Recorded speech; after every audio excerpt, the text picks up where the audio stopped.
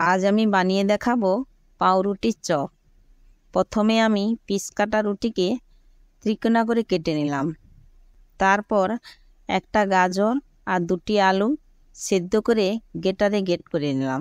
তারপর একটি পাত্রে গাজর, আলু, লবণ, আদা গুঁড়ো, গোলমরিচ, জিরা গুঁড়ো, গরম মশলা গুঁড়ো, চাট মশলা, কাশ্মীরি লঙ্কা গুঁড়ো দিয়ে হাতে ভালো করে মাখিয়ে নিতে হবে। এবার একটা রুটিতে টমেটো সস মাখিয়ে তৈরি করা পুর দিয়ে তারপর আর একটা রুটি দিয়ে এইভাবে সবকটা তৈরি করে নিলাম। তারপর একটা বাটিতে বেসন, হলুদ গুঁড়ো, লঙ্কা গুঁড়ো, খাওয়া সোডা, লবণ দিয়ে আর পরিমাণ মতো জল দিয়ে একটা ব্যাটার তৈরি করে নিলাম। ব্যাটারটি আধ ঘন্টা রেস্টে রাখতে হবে। তারপর হাতে ফেটিয়ে নিলে ফুলবে ভালো। এবার কড়াইতে তেল দিলাম। তেল গরম হলে এক এক করে রুটি বেসনে ডুবিয়ে তেলে ছাড়লাম।